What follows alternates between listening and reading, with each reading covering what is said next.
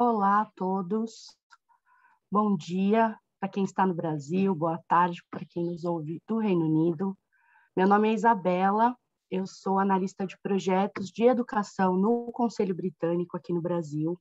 O Conselho Britânico é uma agência de cooperação internacional entre o Reino Unido e os países do mundo, e a gente está presente em mais de 100 países. E a gente está muito feliz em trabalhar junto com o Brasil em projetos de cooperação internacional no campo da educação e da cultura há mais de 75 anos. Eu sou uma mulher branca, de olhos castanhos, uso óculos, tenho cabelos cacheados e castanhos também.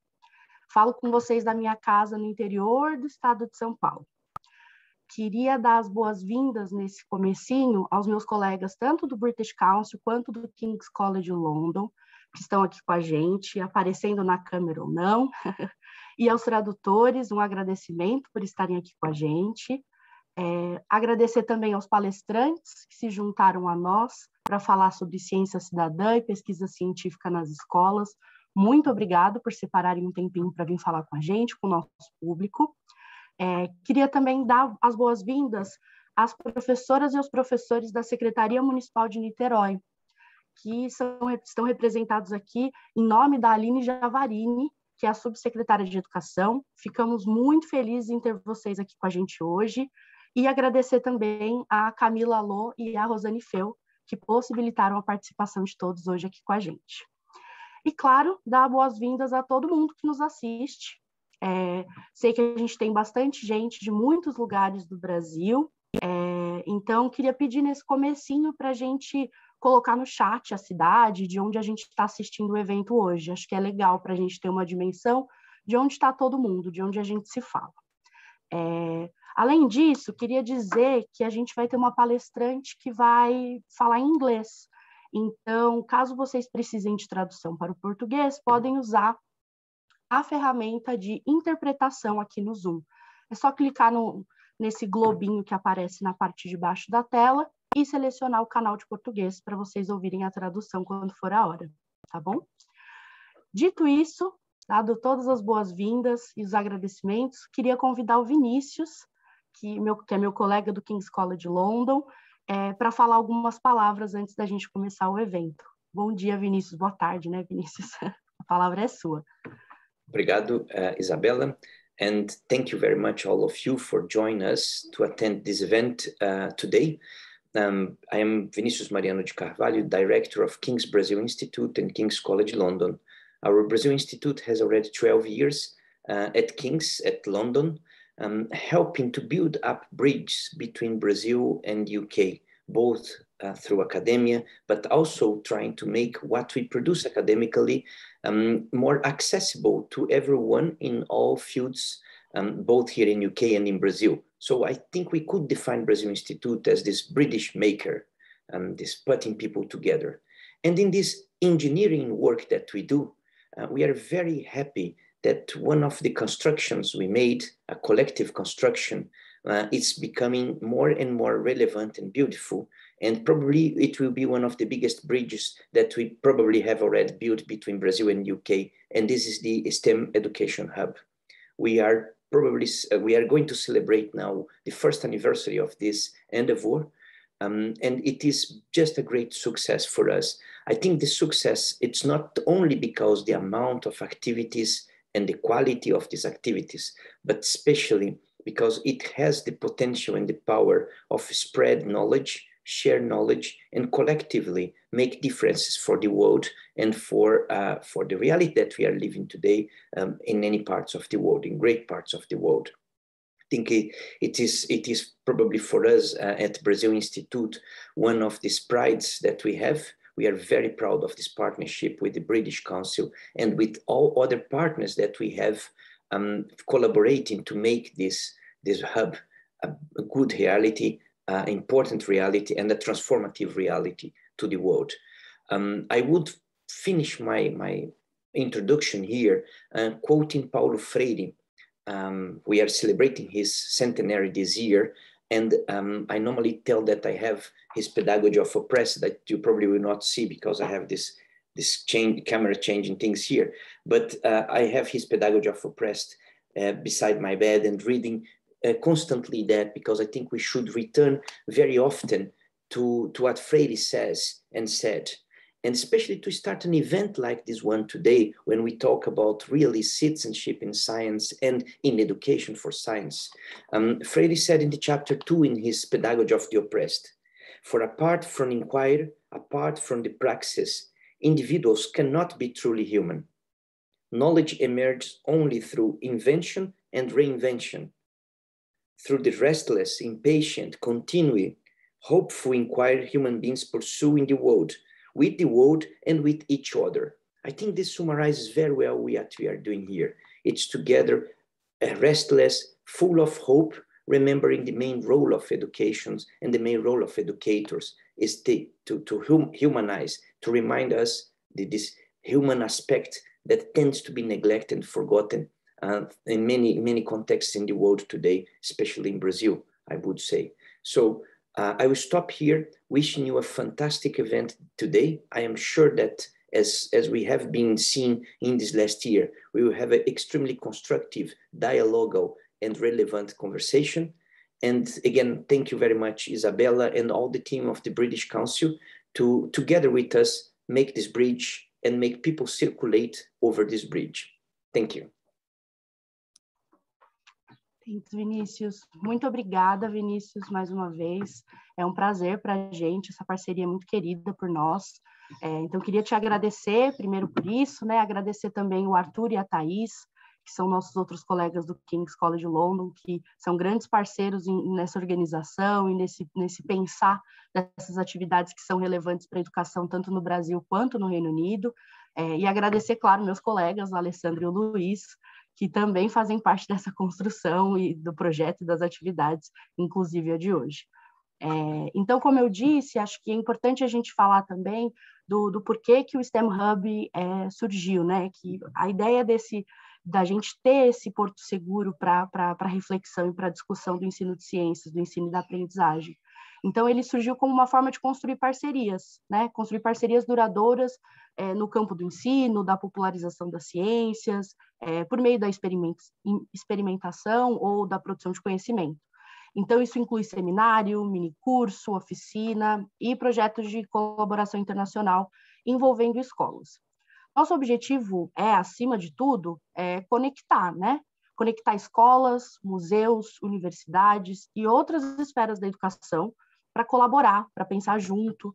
O que é fazer ciência, né? E a gente usa STEM, que é a sigla em inglês, mas de que forma a gente pode se juntar para pensar nesse fazer ciência, dentro da sala de aula, fora dela, e de que forma a gente pode incentivar esses jovens que a gente está impactando a desenvolverem habilidades que vão ser necessárias para eles trilharem caminhos um pouco mais significativos, ter uma vida melhor, uma relação melhor com o planeta e etc. Então, o Hub promove atividades desde janeiro, e elas estão disponíveis no nosso site, que a gente vai colocar no chat em breve. Por lá vocês conseguem assistir, ler, explorar todas as ações anteriores que a gente fez. Tem vídeo, tem publicação, tem tudo isso. E o Hub é muito importante para a gente, do British Council, porque a gente acredita que, através dos nossos programas, a gente consegue oferecer oportunidade, né, para que muitas pessoas no mundo todo possam aprender sobre cultura, sobre criatividade, sobre confiança e compreensão entre pessoas do mundo todo, principalmente do Brasil e do Reino Unido, que é a nossa área. Então, eu espero que a atividade de hoje contribua para essa construção, espero que ela atualize alguns conceitos, que traga inspiração, que estimule o pensamento e a reflexão sobre a criação de projetos que incluam a pesquisa científica nas escolas. Tenho certeza que vocês vão adorar, eu sou suspeita para falar, sempre digo isso, mas tenho certeza de que vocês vão adorar a fala de todas as pessoas que a gente convidou para falar aqui agora. E aí eu aproveito para apresentar o Rodrigo, que é um dos parceiros do STEM Education Hub, que é nosso colega, ajudou na construção desse evento também, e ele vai mediar toda a nossa conversa de hoje. Então, eu vou ler rapidinho aqui, apresentar o Rodrigo oficialmente, né? O Rodrigo é professor associado da Universidade Federal do Paraná, é orientador do programa de pós-graduação em Desenvolvimento Territorial Sustentável e do programa de pós-graduação em Ensino de Ciências e Matemática da Universidade Federal do Paraná. coordenador do Laboratório Móvel de Educação Científica da UFPR e do projeto interinstitucional Ciência Cidadã na Escola. O PICE, espero que eu esteja falando isso certo, é membro do Comitê Assessor de Divulgação Científica, CNPq, e pró-reitor de Cultura e Extensão da Universidade Federal do Paraná. Rodrigo, bem-vindo. Muito obrigada por estar aqui com a gente hoje também. Tenham uma ótima discussão e é isso. Boa conversa. Obrigado, Isabela. Bom, em primeiro lugar, eu queria cumprimentar a todos e a todas, né? Vou aproveitar para fazer minha descrição, como a Isabela colocou, né? Eu sou um homem branco, uso óculos, estou falando aqui da minha casa em Curitiba, no Paraná, região sul do Brasil, e estou muito animado com essa iniciativa do STEM Education Hub, né? Eu acompanho desde a criação, né, esse movimento, e queria parabenizar, e sou um entusiasta muito grande dessa ponte que foi criada, né, e queria parabenizar desde já, e toda a equipe que faz parte dessa criação, né, o Luiz, o Arthur, a Isabela, com quem eu estive mais diretamente relacionado. Então, é um grande prazer fazer parte dessa parceria, e especialmente num tema que, para mim, é um tema muito que gera muito entusiasmo, que é a ciência cidadã, né? Eu acho que a ciência cidadã ela é um movimento que vem crescendo e vem se fortalecendo no mundo de uma maneira com muita potência, né? A gente tem uma série de projetos globais aí de ciência cidadã que vem se desenvolvendo, e para mim o grande potencial, isso é a minha área de atuação, minha área de estudo, é de que maneira que essa possibilidade que a gente tem de trabalhar a produção científica, a metodologia científica por todos pode ser utilizada dentro do espaço escolar, né? A ideia hoje é a gente discutir um pouco isso. Para isso a gente trouxe palestrantes que vão fazer um apanhado e abordar isso de uma maneira muito complexa, né? A gente tem desde de uma abordagem mais acadêmica, cidadã, passando por experiências que existem dentro das escolas aqui do Brasil de ciência cidadã, e uma discussão também em projetos de grande porte globais, como a Spot Nature, e a abordagem que ele dialoga com as escolas e com a população de uma maneira geral. Então, para isso, a partir daí eu vou fazer a apresentação. A gente vai começar inicialmente com a professora Natália Pirani Guilherme Lopes. A professora Natália, ela é professora associada da Universidade Federal do ABC, ela é orientadora do Núcleo Permanente do Programa de Pós-Graduação em Evolução e Diversidade da Universidade Federal do ABC e no Programa de Pós-Graduação em Ensino e História das Ciências e Matemática também da Universidade Federal do ABC. Ela coordena um grupo de pesquisa em Ciência Cidadã e Conservação Ambiental da Universidade Federal do ABC e é supervisora do Programa de Ciência Cidadã do Instituto Nacional da Mata Atlântica. Além disso, a Natália é fundadora da Rede Brasileira de Ciência Cidadã, que é uma iniciativa super importante que vem ocorrendo no Brasil, um dos diferentes projetos de ciência cidadã, com diferentes abordagens, alguns mais voltados para a área de pesquisa científica, outros mais relacionados à área educacional. Natália, um grande prazer poder contar com você. Eu acho que quando a gente construiu a lista das pessoas que a gente poderia ter para fazer essa primeira apresentação, a gente não teve dúvida de colocar o seu nome como uma opção extremamente importante para trabalhar com a gente e compartilhar com a gente. Esse papel que você vem fazendo na Rede Brasileira de Ciência Cidadã também é uma referência importante. Eu acho que está dando uma visibilidade grande para a ciência cidadã no Brasil, e eu agradeço muito que você tenha aceitado. Natália, por favor. Obrigada, Rodrigo, obrigada, Isabela, Vinícius, Alessandra, né, todas as pessoas do British Council e do King's College de London por proporcionar, né, esse evento. Agradeço muito o convite, fico muito feliz de estar aqui e de ver a possibilidade, então, de a ciência cidadã e as parcerias com as escolas aumentar, né? Acho que aumentar em visibilidade, né? Aumentar em escala aqui no Brasil, né? Acho que esse é um objetivo grande até da Rede também brasileira de ciência cidadã, mas também um objetivo pessoal meu, né? Então, estou muito feliz de estar aqui hoje. Vou compartilhar a minha tela para começar a apresentação. Acho que, não sei se é critério, né? Mas todos vocês estão se descrevendo, né? Então, também, né? Sou uma mulher branca, cabelos, olhos castanhos, de óculos, situada na minha casa em São Paulo, zona sul do município de São Paulo. Bom, então a ciência cidadã nas escolas, né? Então agradeço a todos os professores que estão aqui presentes, né? Para a gente poder falar desse assunto e, por favor, coloquem suas dúvidas depois aí no chat, né? Para a gente poder conversar mais sobre esse assunto. Então, sou Natália, né? E antes, então, de falar propriamente da ciência cidadã nas escolas, acho que é muito importante que a gente defina, né, o que é a ciência cidadã. E esse, então, é um conceito amplo, né? Mas a palavra-chave que a gente pode utilizar, né, para definir esse conceito amplo é parceria. Então, gostei muito quando a Isabela falou, né, das conexões e pontes, né? E a ciência cidadã é justamente isso, né? Um processo que envolve uma parceria entre cientistas, né, e interessados em ciência. Essas parcerias, elas têm um potencial muito grande, né, de promover o engajamento, né, do público em diferentes etapas do processo científico, a educação científica, né, e tecnológica, e até mesmo a coelaboração e implementação de políticas públicas sobre temas, né, de relevância social e ambiental. Então, na escola, a mesma coisa, né?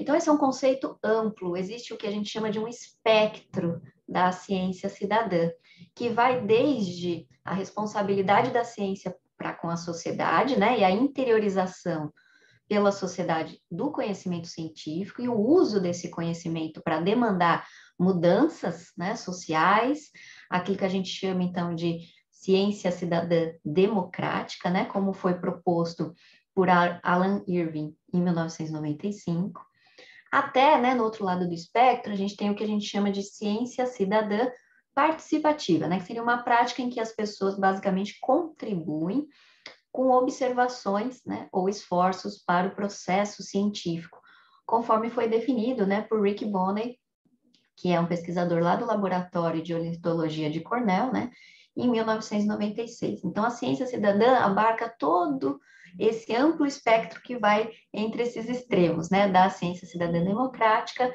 até a simples contribuição, né, do público com dados para os cientistas, né.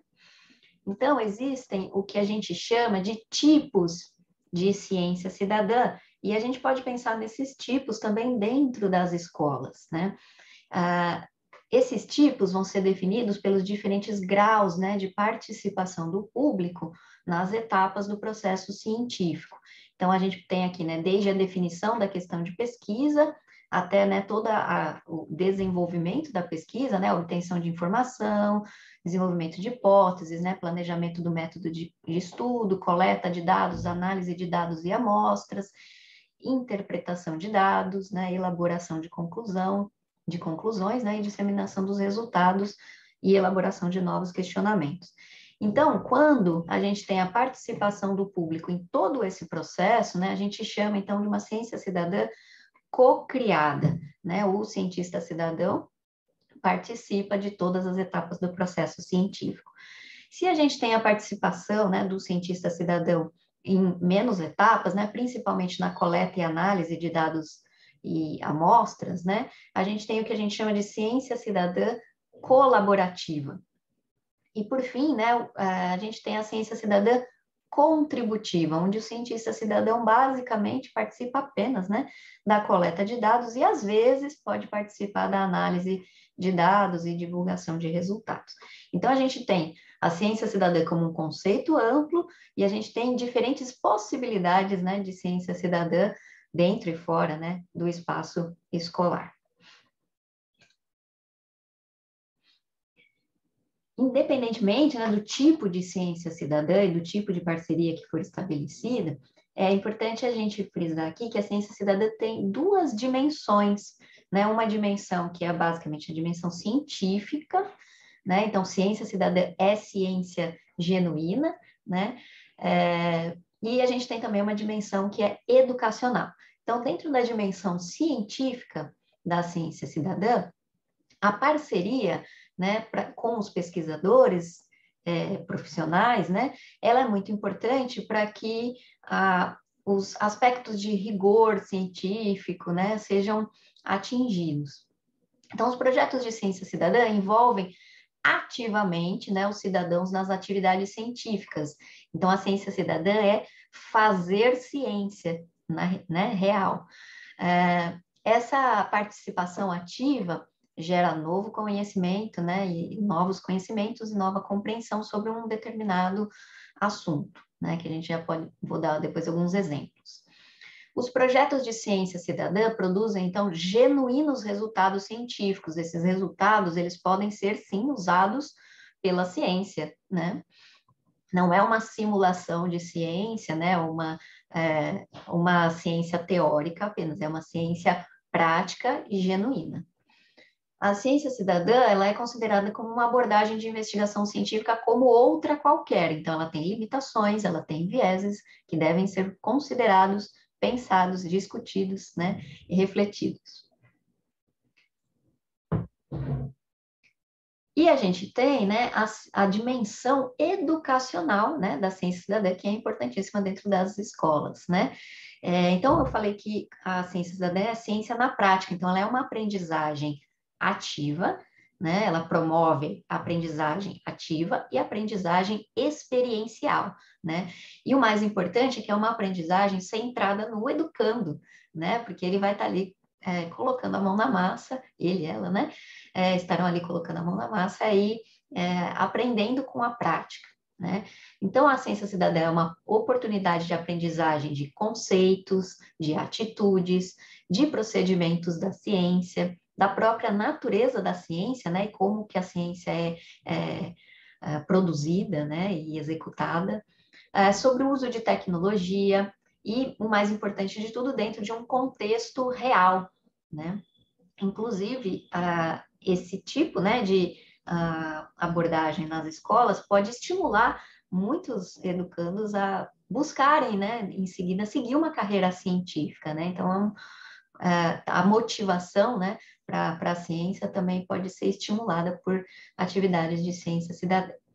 Além disso, né, a ciência cidadã pode trazer o prazer pessoal, né, autoconfiança, bem-estar, né, físico e emocional, de se estar em contato com, né, por exemplo, a natureza, em projetos de ciência cidadã voltados para a biodiversidade, né, mas estar em contato com a ciência e de fazer parte de um grupo, né. Então, a aprendizagem em ciência cidadã, ela não é só individual, ela também é uma aprendizagem social, né, porque eu vou mostrar aqui que, em geral, os projetos de ciência cidadã, eles são desenvolvidos em grupo, né? E essa ideia do grupo e de construir conhecimento juntos, né? Ela é bastante importante, né? Para a aprendizagem.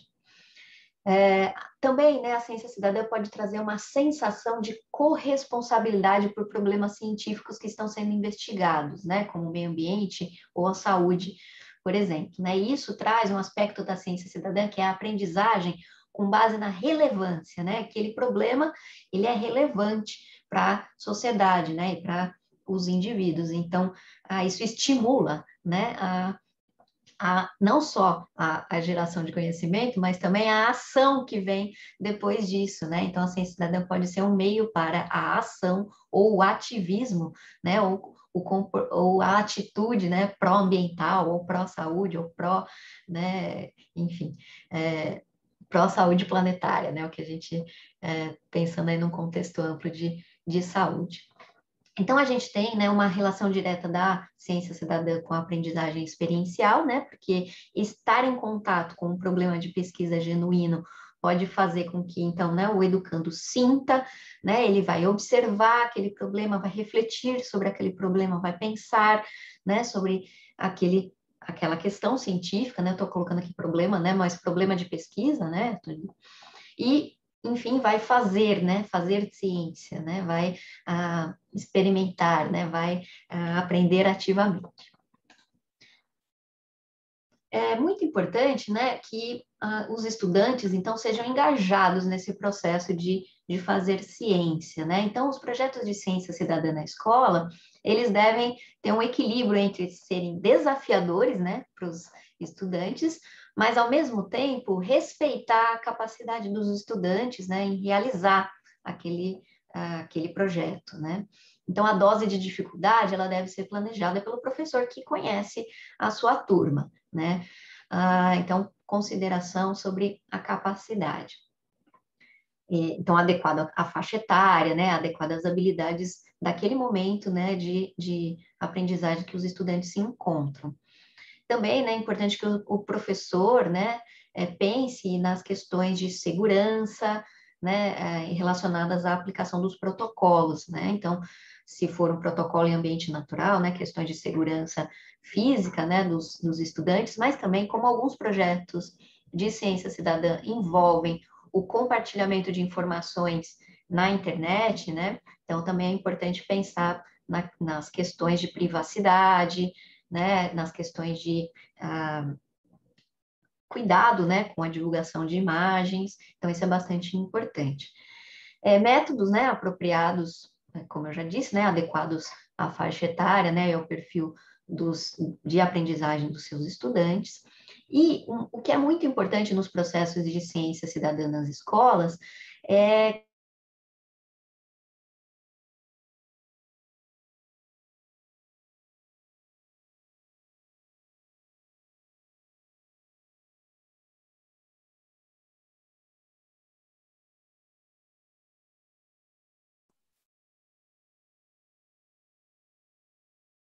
Eu acho que a Natália travou, né? Isso. Natália travou, a gente vai tentar né, durante o restabelecer. processo sejam Voltou. considerados. Natália, acho que você travou um pouquinho, se você puder voltar um pouquinho só na tua fala. Ela ficou Desculpa, congelada. onde que eu travei? Você parou no durante os processos, daí travou. Tá, então Coisas a questão... da ferramenta online, né? Legal. A questão dos processos, né, de segurança, né, na internet, era isso, né? Então, é muito importante que, como alguns projetos de ciência cidadã envolvem o compartilhamento de informações, imagens, né, na internet, dependendo da plataforma que vai ser utilizada, né, se for um projeto online, é importante que se tenha cuidado, né, com a questão da privacidade, né, dos estudantes, o compartilhamento de imagens, o consentimento, né, então aspectos éticos são importantes aí para o desenvolvimento dos projetos de ciência cidadã nas escolas. Eu falei dos métodos, né, que devem ser apropriados para a faixa etária, né, e para aquele momento de aprendizagem que está se pretendendo, para os objetivos, né, de aprendizagem do professor, né, e o principal, né, que durante, então, o processo de realização das atividades de ciência cidadã nas escolas, seja priorizada, né, um canal, né, de comunicação e as relações de confiança entre professor, né, e educandos, para que eles se sintam à vontade ao longo, né, do processo de participação, né, na atividade de ciência cidadã, que eles se sintam à vontade de relatar, né, as dificuldades, dar o feedback para o professor e refletir sobre aquele processo junto com o professor, né? Então, na ciência cidadã, não só o resultado é importante, né? O resultado científico daquela atividade é importante, mas também o processo, né? Ele é muito importante. E aí, o professor né? A ideia é que o professor avalie não só o resultado, né? Então, se coletou dado com qualidade ou não, mas também o processo todo, né, envolvido aí nessa atividade de ciência cidadã. Mas já estou falando de avaliação, estou pulando aqui, vou chegar lá na avaliação já já. Então, dois aspectos são bastante importantes quando o professor pensa em planejar uma proposta de ciência cidadã nas escolas, né? Primeiro, né, que as questões de pesquisa, elas sejam relevantes, né? Então, para um processo de participação em uma investigação científica, para que esse processo faça sentido, né, para os educandos, é importante que ele seja contextualizado, né, que ele traga uma pergunta de pesquisa que faça sentido tanto, né, para uma questão local, regional, nacional, global, não importa a escala da questão, mas que ela seja relevante para os estudantes. Também é importante se pensar na qualidade dos dados que vão ser gerados, né? Como eu disse, a ciência cidadã é um processo de ciência genuíno. Então, eles devem, os protocolos, né, de ciência cidadã, eles não podem ser complicados a ponto de gerar dados com baixa qualidade né, para uso na ciência. Então, eles devem ser adequados às habilidades da faixa etária, adequados aos objetivos curriculares, né? E adequadamente, né, treinados tanto por professores quanto por educandos, né, para que exista um rigor, né, científico. Isso é importante também como um processo de aprendizagem dos educandos, né, que a ideia da ciência como um processo que tem regras, né, que tem um rigor, também faz parte da aprendizagem da natureza da ciência, né. Então, acho que isso é bastante importante do professor levar em consideração. O que é, então, né, investigar numa proposta de ciência cidadã nas escolas, né? A gente pode pensar desde questões locais, como, exemplo, monitoramento do descarte de resíduos sólidos, o desperdício de alimentos, né? A gente vai ter um exemplo disso mais tarde aqui no encontro, né? A biodiversidade, né, dos jardins, praças dentro da escola, a qualidade do ar, né, o uso de energia, né, pelos estudantes na escola ou em suas residências, a produção agrícola, né, no caso de uma escola localizada em área rural, mas não só, né, a questão dos polinizadores, os serviços ecossistêmicos, né, que são prestados aí pelos ambientes naturais. A gente pode pensar em várias questões locais. A gente também pode pensar, assim, né, questões que sejam locais, mas não necessariamente elas precisam ser do local dos estudantes, né? A gente também pode pensar em questões locais de locais distantes, né? Como para ampliar até a visão de mundo, né, dos nossos educandos. Então, por exemplo, a gente pode ajudar em projetos de ciência cidadã que tem como objetivo monitorar pinguins na Antártica, né? A biodiversidade africana, a qualidade do ar nos países mais poluidores do mundo, enfim, né? A gente pode também pensar em questões dessa forma, né? Questões globais, né? Por exemplo, as mudanças climáticas, desmatamento, mudanças no uso do solo, né? A agricultura, a pecuária, a urbanização, enfim, questões que sejam globais, biodiversidade ou perda de, né, biodiversidade, poluição, né, da água, enfim, a gente pode pensar em várias questões que podem ser locais, mas que têm uma relevância também global, né? E até mesmo questões extraplanetárias, né, como a forma das galáxias, os buracos negros, né, a astrobiologia, que a gente também vai ter um relato daqui a pouco sobre, né? A astrobiologia na escola. Então, as questões podem ser várias. Alguns exemplos, né, de projetos de ciência cidadã, só para eu não ficar aqui no campo muito teórico, né? E depois eu vou pedir para o Rodrigo controlar meu horário, que eu tendo a me empolgar, tá?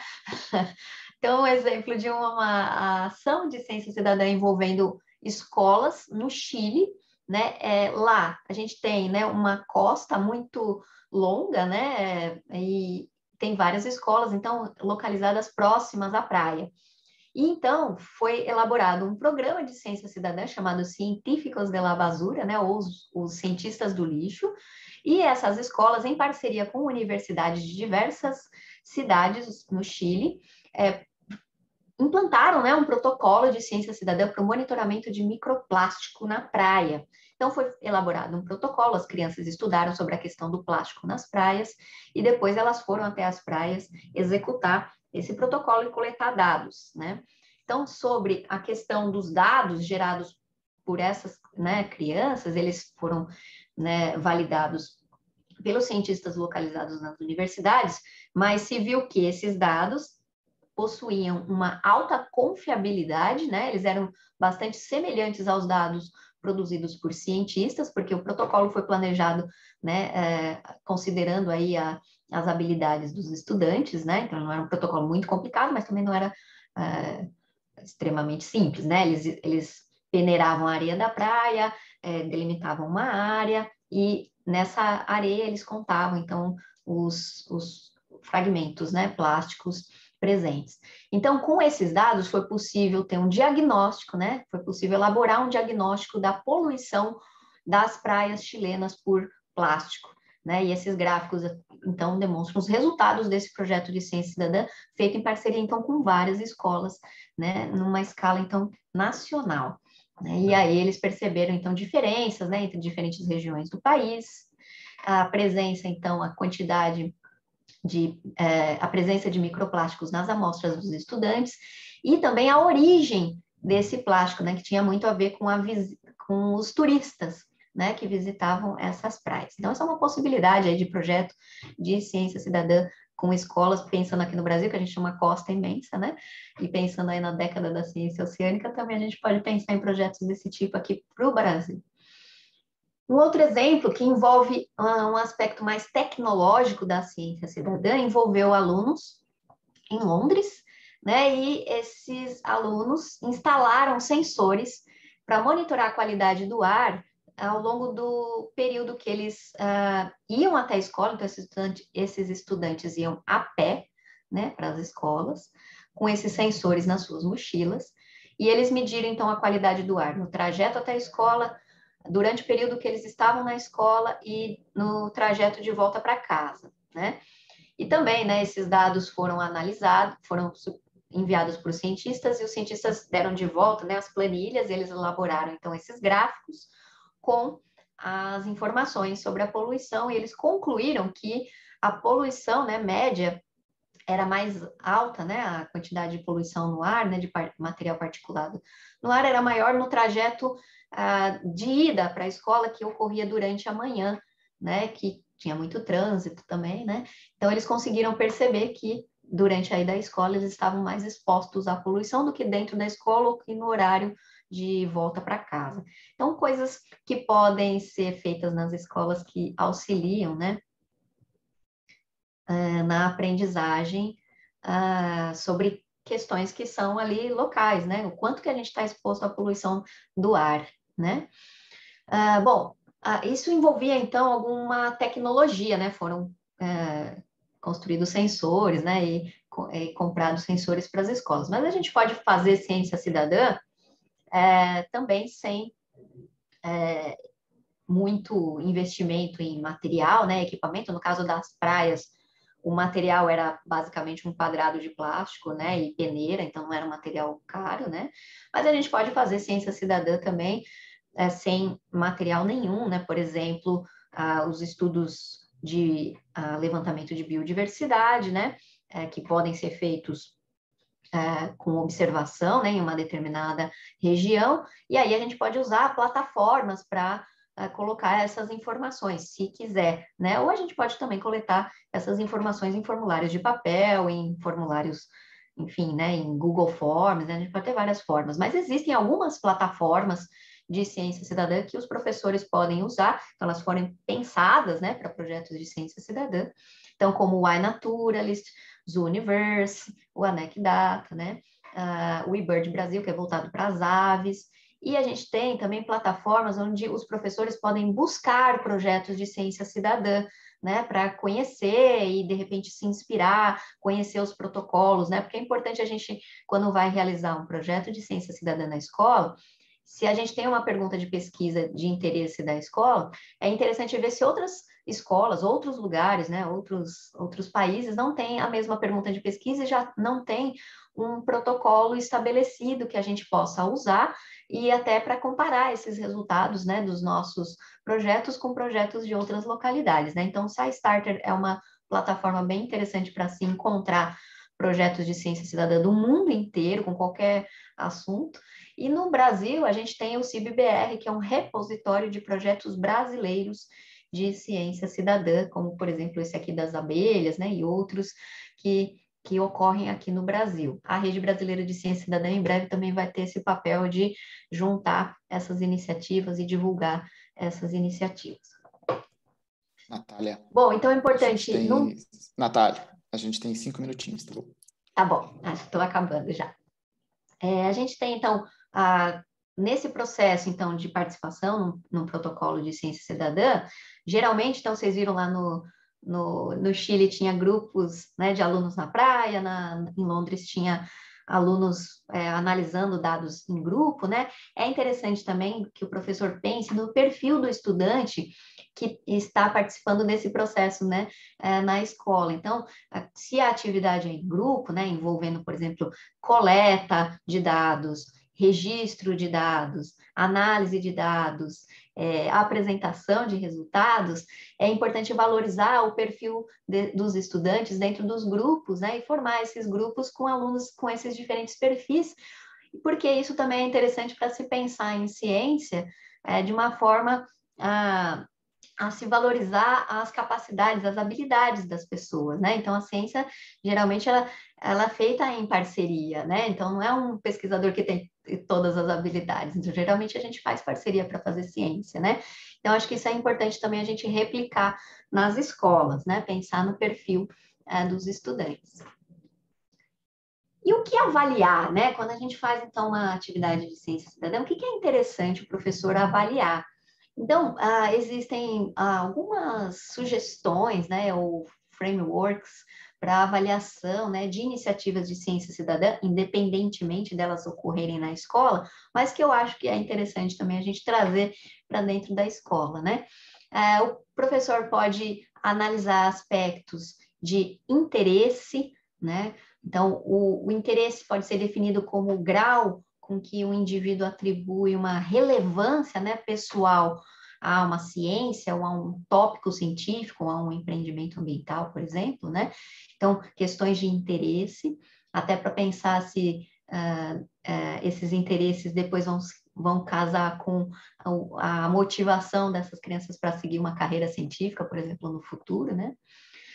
O que a gente chama de autoeficácia, que é a crença que uma pessoa tem sobre a sua capacidade de aprender um conteúdo específico ou de realizar uma determinada tarefa. Então, no caso da ciência cidadã, a autoeficácia tem a ver com a confiança na capacidade de participar ou de realizar uma atividade científica, né? Então, isso é bem interessante.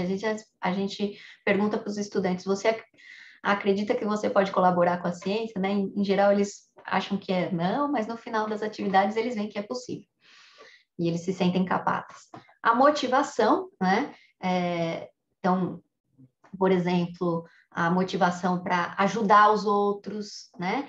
A motivação para aprender, a compreender, né? O desejo de aprender. Uma motivação social, né? Então, de repente, alguém está influenciando aquele indivíduo a realizar aquela atividade, né? Então, qual é a motivação, né, desses alunos? Uma motivação para seguir uma carreira no futuro relacionada à ciência, uma motivação de melhorar a autoestima, né, de estar em grupo, de se sentir parte de um grupo, uma motivação protetora, por exemplo, de fugir de sentimentos negativos, né, de se sentir bem em fazer uma atividade, né? Então, avaliar as motivações. A gente também pode avaliar o conhecimento em si, né? Conhecimento de conteúdo, conhecimento de processos da ciência, conhecimentos relacionados à natureza da ciência, né?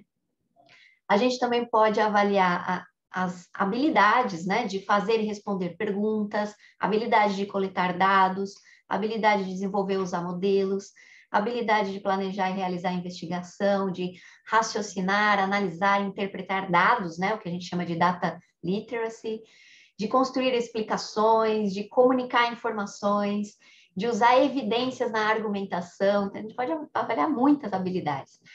E avaliar comportamentos, né? E atitudes que podem ter a ver, por exemplo, com um ativismo, né? Local, global, o comportamento de participação, né? Então, se aquela atividade estimulou os estudantes a se envolverem em outras atividades científicas ou ambientais, de pensar num projeto de ciência cidadã próprio, né? Então, o comportamento e a atitude não necessariamente está relacionado com a atividade de ciência cidadã realizada na escola, mas o que vem depois disso, né? Mudanças de estilos de vida e de hábitos, por exemplo, alimentares, né? Como a Jussara vai comentar um pouquinho.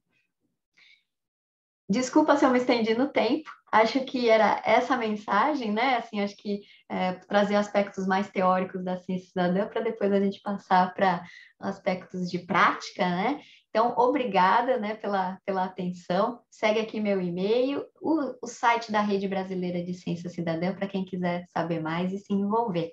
Obrigada. Obrigada, Rodrigo. Muito obrigado, Natália. Eu acho que a ideia dessa apresentação geral inicial, conceituando o que é ciência cidadã, os modelos de projetos, eu acho que é super pertinente e super importante para a gente trazer e a aplicabilidade dela na escola. Acho que agora a gente vai para um segundo momento, onde eu acho que você vai trabalhar junto com a Diana e com a Jussara, no processo de apresentação de exemplos de projetos de ciência cidadã aplicadas à realidade escolar, né? Então, eu vou fazer as apresentações. A gente tem a Jussara, né? A Jussara Almeida Bezerra, ela é atualmente diretora da escola na rede municipal de São Bernardo do Campo e já atuou como professora de educação infantil e ensino fundamental nas redes de ensino de São Bernardo do Campo e de Adem. Ela exerce docência no ensino superior em cursos de extensão, aperfeiçoamento e pós-graduação, com temáticas correlatas à educação infantil, alfabetização, letramento e metodologias ativas de aprendizagem. Ela é mestranda na Universidade Federal do ABC, no programa de pós-graduação em Ensino e História das Ciências e Matemáticas, pesquisando aí a interface da ciência cidadã e educação. Já aproveito também para fazer a apresentação da Diana. Então, a Diana Ribas Roque é licenciada em Ciências Biológicas pela Universidade Católica de Brasília, professora de Ciências em Língua Inglesa no ensino fundamental, mestre em Ensino e História das Ciências e da Matemática na Universidade Federal do ABC e é parte de grupo de pesquisa em Ciência Cidadã pela mesma universidade.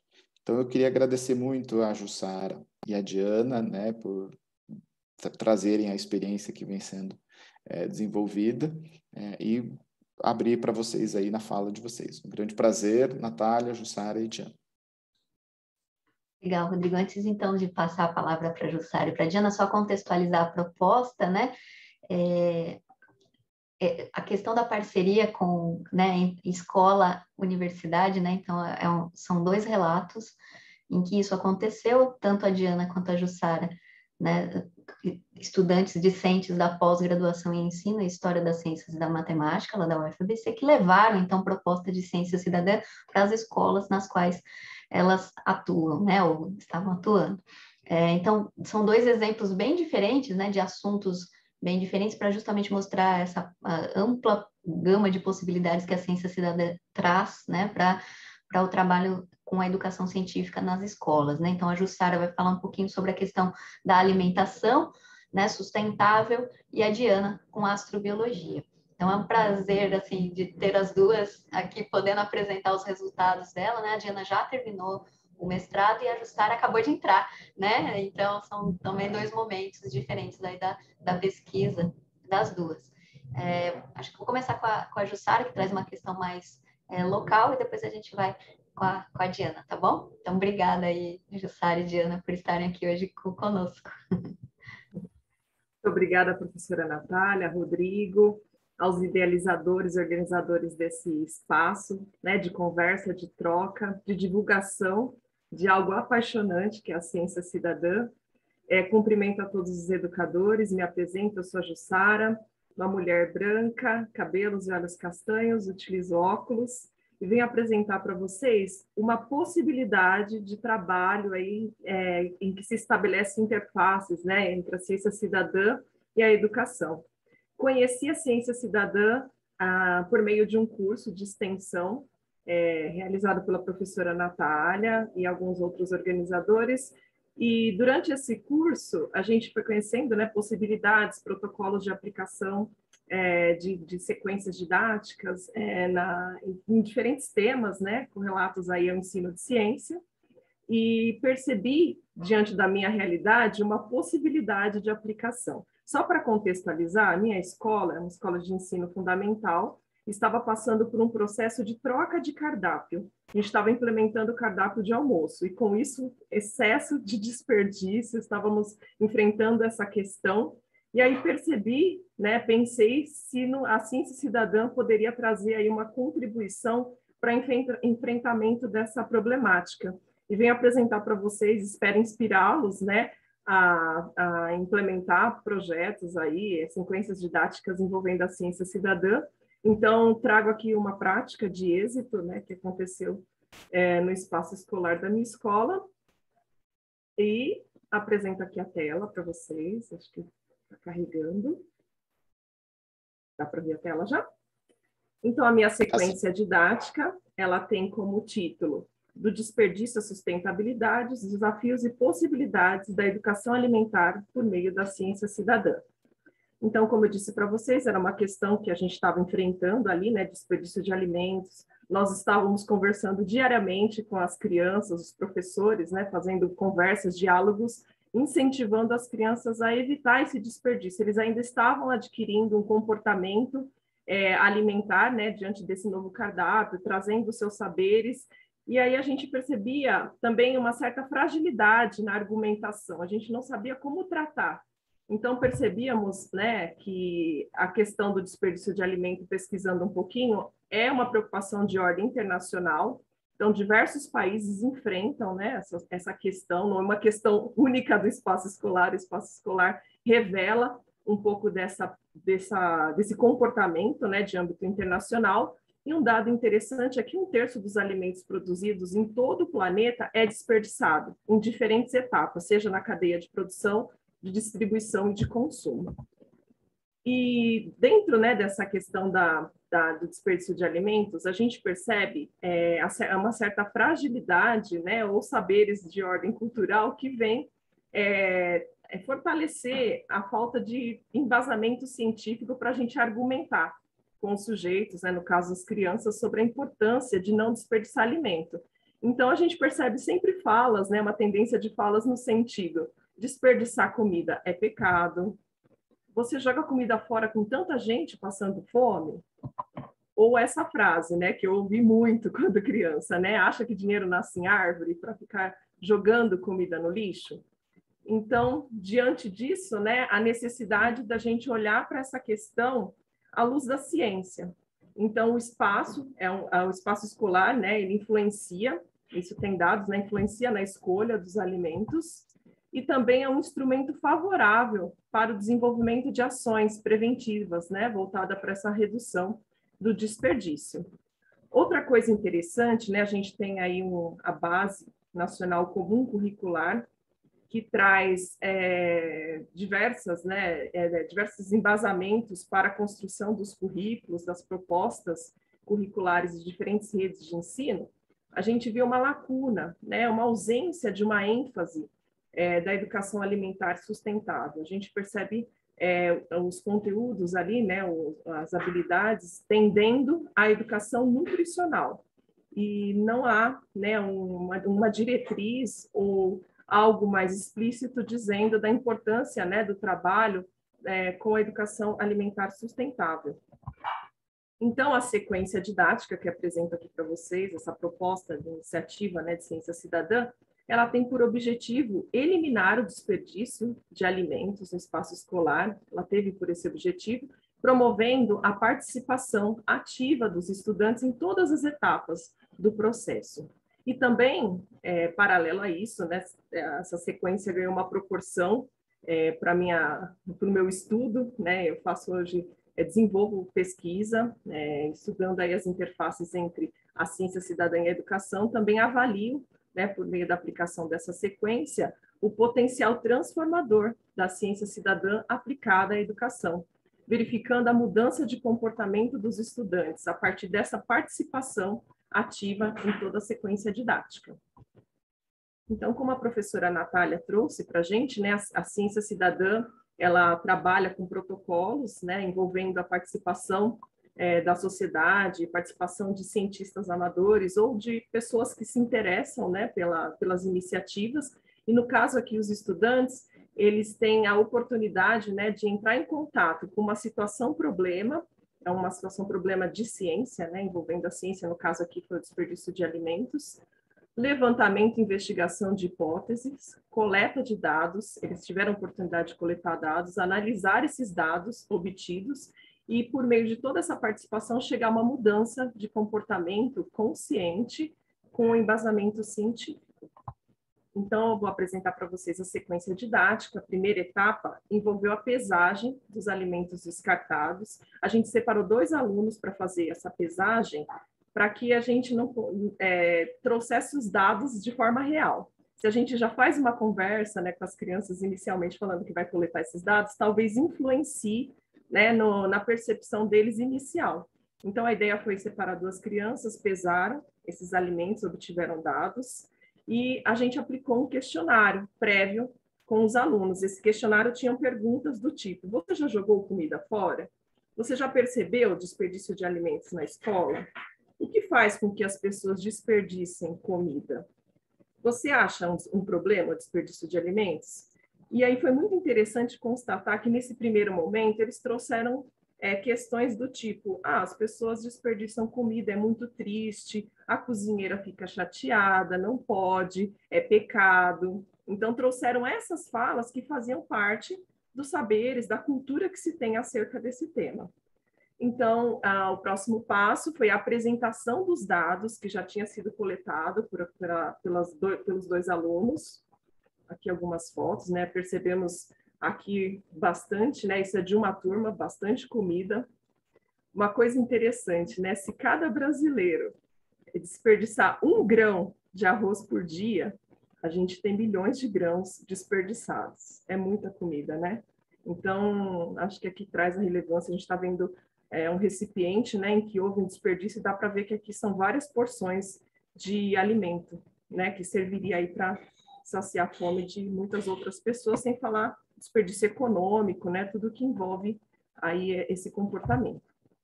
Dando sequência, os alunos participaram de aulas com temática sobre o desperdício de alimentos, sobre os ODS, né, trazendo a questão da saúde planetária, conservação ambiental, falamos de consumo sustentável, né, de posturas éticas acerca do consumo, e eles puderam revisitar os dados, né, coletados na primeira etapa, fizeram cálculos em termos de valores, quanto se gasta de dinheiro ao desperdiçar X quantidade de alimentos, quanto se desperdiça de água, né? Para produzir 100 gramas de arroz, eu utilizo X de água, então o quanto esse desperdício impacta. Quando vai para a questão da carne, o desperdício ainda é maior, porque para a produção, né, da pecuária, para o exercício aí da atividade de pecuária, se utiliza muita água, né? Então eles puderam fazer esses cálculos e percebendo o tamanho do problema, né? Entendendo aí o impacto econômico, ambiental, social, quantas pessoas a gente conseguiria alimentar com aquela porção de alimento desperdiçado. Então foi nessa linha a conversa. E aí, a partir disso, eles puderam então discutir, tomar decisões acerca disso. E aí a gente foi para uma nova pesagem e discussão em grupo do que foi observado. E a reaplicação do questionário. Então, a partir de tudo, né, de todas essas etapas vencidas aí da sequência, aqui, né, mais fotos mostrando alguns momentos, né, das aulas, das conversas, e a nova pesagem, essa foto que está aí à direita, mostrando que o desperdício foi eliminado do espaço escolar por meio dessa sequência didática envolvendo a ciência cidadã. Então, a gente tinha aqui, quantitativamente, uma pesagem inicial de 2,450 kg de alimento. Aí teve a sequência didática e a eliminação do desperdício. Outra coisa interessante são os dados de ordem qualitativos. Eles, por meio do conteúdo de fala dos estudantes, né? Então, trouxe aqui um exemplo do estudante 23, em que ele trouxe aí, né, o questionário, a gente pegou dados do questionário inicial e final, e a pergunta era, na sua opinião, o que faz com que as pessoas desperdicem comida? Então, olha a percepção inicial desse estudante. Não gosta da comida da escola. Então, ele acha que as pessoas desperdiçam porque não gostam. Mas olha só a percepção dele após a sequência didática. Não cuidam do meio ambiente e da água.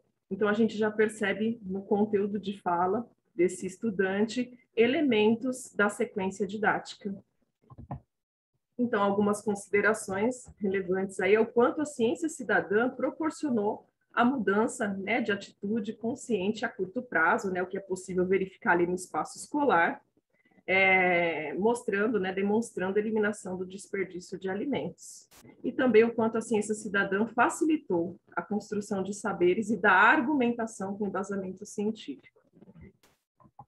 Então, aqui são algumas referências que embasaram a sequência didática, e agradeço a oportunidade de poder partilhar com vocês algo tão fascinante que é a ciência cidadã aplicada ao ensino. Espero ter inspirado a todos.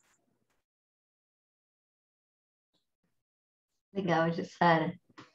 Então, a Jussara trouxe um exemplo de uma questão local que pode facilmente ser replicada, né, para outros contextos, né, outras escolas e atingir escalas aí de comparação, né, bairro, cidade, né, estado, país, mundo, né? Então, a questão de importância global, a questão da alimentação sustentável e desperdício de alimentos, né? Então, a Jussara está começando agora esse processo e eu acho que a gente ainda vai ter muitos resultados maravilhosos, né? Que virão aí dessa proposta.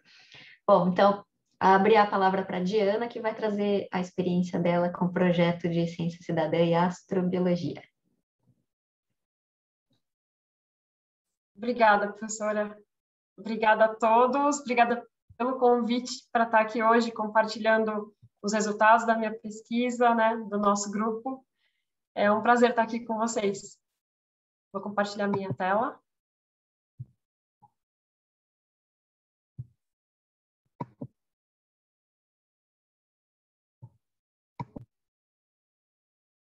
Todos conseguem ver? Sim? Sim. Está carregando, tá? Foi, agora sim. Abriu? Obrigada. Muito bem. Bom, o título é Astrobiologia e Ciência Cidadã, possibilidades para a alfabetização científica em estudantes do ensino fundamental.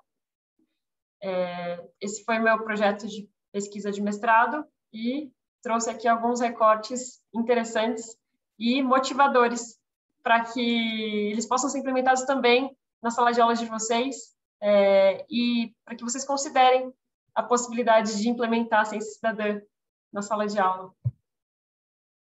Bom, motivação para a pesquisa.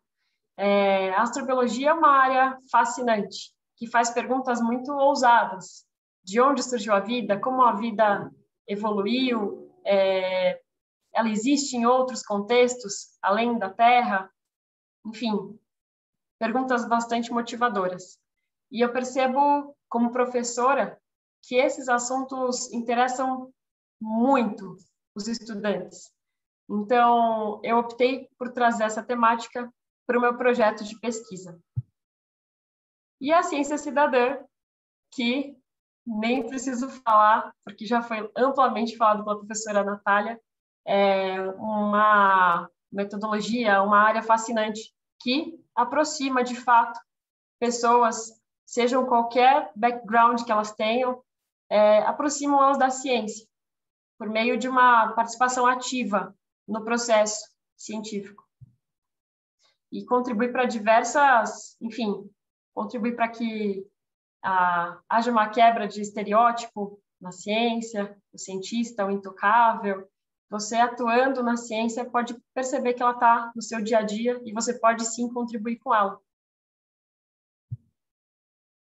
Bom, a pesquisa ela foi implementada numa escola na região do ABC Paulista, uma escola particular, e ela foi desenvolvida por meio de uma sequência didática elaborada especificamente para uma turma de alunos que fazem parte de uma aula extracurricular. Ou seja, é um contexto em que os estudantes escolheram estar nessas aulas por provavelmente a afinidade com o tema, ciências. A professora foi observadora participante, então, no caso eu, atuei como a professora e a pesquisadora nesse contexto. e era uma turma de 6º ano. Bom, a sequência didática permeou 5 aulas. Então, a primeira aula envolveu um questionário inicial e revisão sobre os métodos científicos, astrobiologia e ciência cidadã na segunda aula, a terceira aula, colocando a ciência cidadã em prática, quarta aula, conhecendo uma cientista, e a quinta aula, um trabalho final. Bom, sequência didática, a aula 1, envolveu uma revisão do método científico. Por que revisão? Porque eu já havia explicado esse conceito para os alunos na aula de ciências, sem ser no clube de ciências. Então, foi uma revisão sobre isso, e a aula foi expositiva, e como fonte de dados eu utilizei um caderno de campo e anotações dos participantes. Na segunda aula, eu apresentei a astrobiologia e a ciência cidadã para os estudantes e a caracterização do planeta Marte também, porque ela viria a fazer parte do projeto de ciência cidadã que eu iria propor aos estudantes. Eu também apresentei nessa aula a plataforma Zooniverse, que já foi citada pela professora Natália. Essa plataforma Zooniverse, ela é incrível. Ela tem projetos de diversas áreas, ciências, humanidades, são projetos fascinantes, nos quais qualquer pessoa que tem interesse, que tem alguma motivação para estudar algum desses temas, pode participar. São projetos que envolvem análise de dados, ou seja, você escolhe um projeto dentro daquele menu com milhares e milhares de possibilidades e você, então, aprende a utilizar essa ferramenta, você vai aprender como fazer para contribuir com esse projeto. Ou seja, mesmo que você não seja um expert, nesse caso, no planeta Marte, a partir de um tutorial, você consegue aprender como avaliar essas imagens. No caso, o projeto implementado, que foi dos quais os alunos participaram, foi o COSMIC, Content-Based Object Summarization to Monitor Infrequent Change.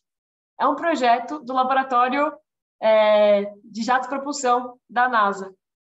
Então, os alunos tiveram a oportunidade de participar de um projeto da NASA.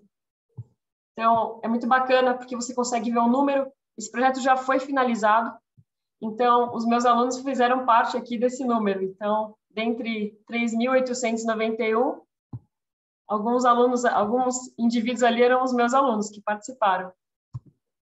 Então, todos os projetos têm um tutorial muito claro e específico para que você possa contribuir com eles, mesmo que você não tenha um background naquela área. Muito bem. A terceira aula envolveu a elaboração de perguntas em um formulário online para a conversa que eles teriam com a cientista. Então, algumas perguntas como: se a comida acabar no planeta, saberia me dizer se algum animal sobreviveria? Se fôssemos plantar algo em Marte, como isso aconteceria? Como surgiu a vida na Terra? Perguntas muito simples que essa cientista pode tentar responder para esses alunos, né? Então, na quarta aula, os alunos interagiram com a cientista, realizando questionamentos sobre os temas abordados até aquele momento na sala de aula.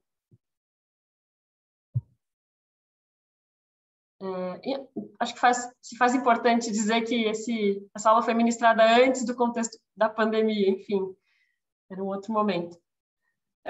Na aula 5, os alunos fizeram um trabalho final, no qual eles puderam expressar, por meio de um stop motion, o que eles tinham entendido e o que ficou para eles daquela sequência didática. E a análise dessa quantidade enorme de dados. Bom, a partir de uma leitura despretensiosa da transcrição das aulas 3 e 4, nós percebemos algumas categorias que foram emergindo. E essas categorias foram as seguintes: motivação para participar do clube de ciências, concepções sobre ciência cidadã, tecnologia da informação e comunicação no ensino, noção de autoeficácia, apoio da família, estereótipo do cientista e questão de gênero na ciência.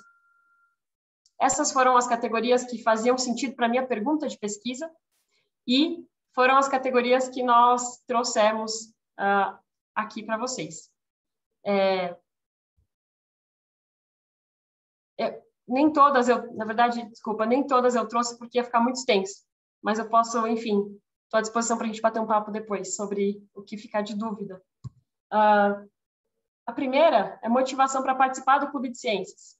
Então, os alunos têm falas muito evidentes, em que eles tornam evidente o interesse por ciências e pelos temas tratados. Então, puxa, professora, quando é que você vai trazer os tardígrados para a gente? Professora, a gente pode extrair DNA do morango na próxima aula? E se a gente criar nosso próprio microscópio improvisado? Então, percebe-se que o público que faz parte desse clube de ciências, ele tem uma familiaridade e uma motivação muito grande para estar ali, estudando ciências. E algumas concepções que eles trouxeram sobre ciência cidadã. Então, o E3 fala, puxa, é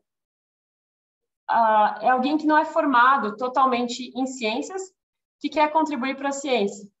Então, essa é a concepção de ciência cidadã que ele trouxe. E o E2 fala, frente a uma pergunta da professora, mas como é que o voluntário pode contribuir para uma pesquisa se ele não é cientista? E aí o E2 fala, é tipo como para uma decisão, como que a pessoa pega um questionário que não tem resposta certa, e aí quando a maioria responde uma, eles consideram como certa. Aqui ele traz à tona o que é exatamente o Zooniverse, que trabalha com machine learning. Então, a partir de um número de respostas significativo, eles conseguem, então, aferir qual é a resposta correta para aquela pergunta. Ainda sobre concepções sobre ciência cidadã, o E2, quando um amigo fala, puxa, eu esqueci de logar, eu não fiz o meu login, então eu fiz à toa. Não vão saber que fui eu que fiz essa avaliação? E aí o E2 fala, você está fazendo o trabalho no anonimato, o importante é que a gente sabe que está ajudando. Interessante essa fala, né? E também a categoria sobre apoio da família. Então, muitos dos alunos têm o apoio da família, de alguma forma, no incentivo para o interesse da ciência. Então, puxa, olha, meu tio é viciado nessas coisas, eu e ele nós temos um observatório, a gente sempre vê Saturno. Sobre o estereótipo do cientista. Então, eles ficaram muito fascinados em saber que ia ter uma cientista para falar com eles. Até idealizaram, né? Puxa, uma cientista renomada, amiga sua, vai vir para cá, vai falar com a gente. Sobre a questão de gênero na ciência, que também emergiu, depois da aula, daquela conversa com a cientista, surgiram algumas perguntas de maneira espontânea. Puxa, será que não tem mulheres na ciência? E aí, espontaneamente, eles perguntaram se poderiam pesquisar na internet sobre mulheres na ciência, cientistas. E aí eles encontraram alguns nomes, Albert Einstein, Galileu Galilei, Michael Faraday. E aí encontraram uma mulher, Rosalind Franklin. E aí o E2 fica perplexo, né? Puxa, não tem nenhuma mulher. E aí o E2 fala, tem duas aqui, tem duas.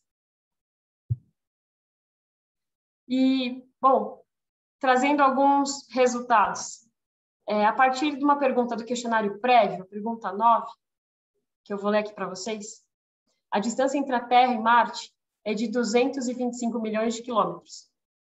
É possível estudarmos e compreendermos aspectos geológicos da superfície do planeta Marte?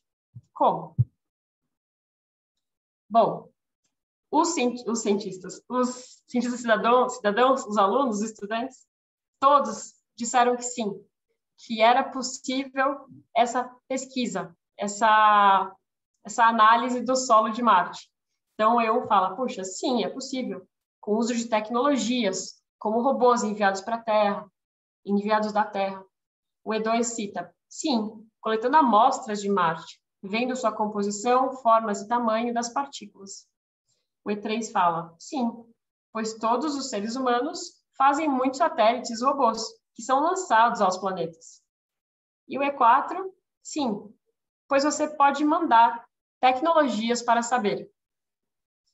Aqui nós percebemos que é algo distante, alguém fazendo para eles. Eles não se veem como pessoas capazes, naquele momento, de contribuir para essa pesquisa. Diana. No entanto... Oi? Oi, a gente tem 2 minutinhos. Desculpa, Ótimo. fazer o papel de Muito obrigada. controlar o tempo. Muito obrigada, Rodrigo. Já estou terminando. Bom, então, na aula 3, quando disseram que era... se eles poderiam participar de uma pesquisa científica que envolvesse o solo de Marte, eles disseram que era impossível. Então, puxa, é muito sério, é um outro planeta, tem que estar na NASA para fazer isso. Não é possível a gente participar de um projeto desse. E aí, é interessante porque, ao final da aula, eles já mudaram a perspectiva. Então, eles se manifestaram no sentido de que, sim, era possível a colaboração de projetos, a partir da experiência que eles tiveram com o COSMIC, né, da JPL. Então, foi, assim, uma sequência didática riquíssima em dados e análises. Eu trouxe aqui apenas um recorte para vocês sentirem, terem um gostinho do que é a gente implementar a ciência cidadã na sala de aula.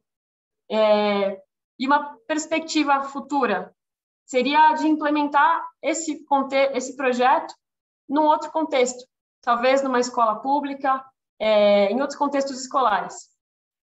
E privilegiar a análise do desenvolvimento de aspectos ligados não só à alfabetização científica, mas também envolvendo conhecimento científico integrado para aqueles que são voluntários, envolvidos nos projetos de ciência cidadã. Muito obrigada. Eu espero não ter passado do tempo e estamos à disposição para responder perguntas. Muito obrigada.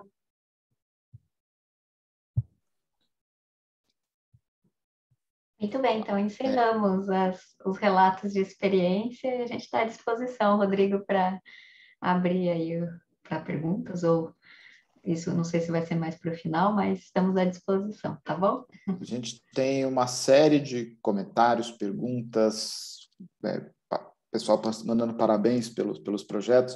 A gente vai deixar para o final, a gente vai ouvir a Janice agora e depois a gente integra todas as perguntas numa rodada final ali, tá bom? Então, agora eu queria trazer as boas-vindas para a Janice Ancini. A Janice, ela é da Open University, do Reino Unido. Nessa ideia que a gente tem do STEM Education Hub, essa troca de experiências é sempre um objetivo, né? Então, é muito bacana a gente poder contar com a Janice. A Janice, ela é gerente de projetos sêniores para a ciência cidadã na Open University, no Reino Unido, e coordena projetos que utilizam tecnologias educacionais inovadoras na educação para o engajamento, participação e aprendizagem do público em biodiversidade, através de ferramentas e recursos online, acessíveis e inovadores. E aqui a gente pode citar o iSpot, né, o iSpot Nature, e o Trizilla, né, para que a gente pode deixar o site aí, os links para o site no chat depois. A Janice também contribui com o ensino e pesquisa em ciência cidadã inovadora e acessível na Open University, com os links ali que a gente tem do Citizen Science e no Global Biodiversity, no site da Open University. Ela é pós-graduada com experiência em mídia, gestão ambiental e ciência e sociedade. Tem grande experiência em liderança de iniciativas de comunicação, de engajamento público, apoio e educação não formal, além da mudança de comportamento em torno da sustentabilidade, ciência e meio ambiente. Janice, queria agradecer muito você ter aceitado participar dessa mesa redonda com a gente e a troca de experiências, né? Então, um grande abraço e a palavra é sua.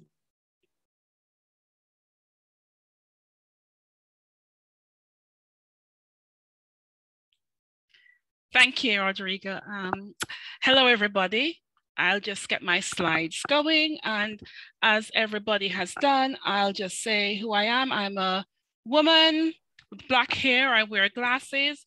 I identify as Black British Caribbean, and I'm joining you from Milton Keynes in the UK. Just a little bit of distance from, I'm home, not too far from the Open University campus, which is based here as well. Happy to be with you all, particularly all the participants from Brazil. Wish I was there in Brazil at the moment, but there you go. I'll just get my slides going.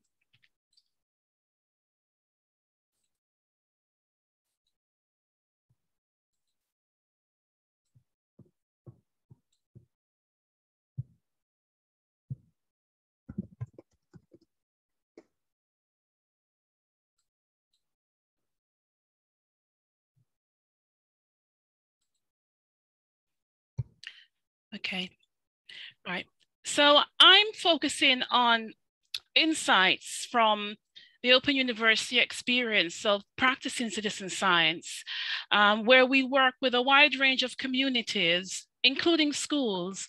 And I'm hoping to, through this landscape of what we've done, to generate some ideas or share some ideas around how this can be interpreted into further school-based learning through citizen science.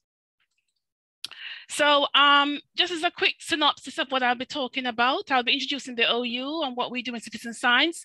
I'll tell you a little bit more about me, just in case you're interested, but I'll whistle stop through that because that was done in the introduction as well.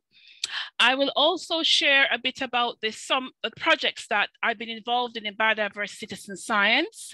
These include an old one called Evolution Megalab, iSpot, Treezilla, other projects, X-Pollination, Cost for Cloud. And then I'll share with you our learning model and then present some ideas and opportunities for school-based learning through citizen science. So the OU is Britain's main e-learning institution. We're considered to be a leader in distance learning, and we focus on developing innovative technology for education. We have integrated this style of teaching into citizen science, where we map it across open science and practical science, presenting it online and around and within STEM pedagogy. For citizen science, in the areas that I've been mainly involved in, our research is focused on monitoring and classifying and collecting data at scale, infrastructure for collating and analyzing data.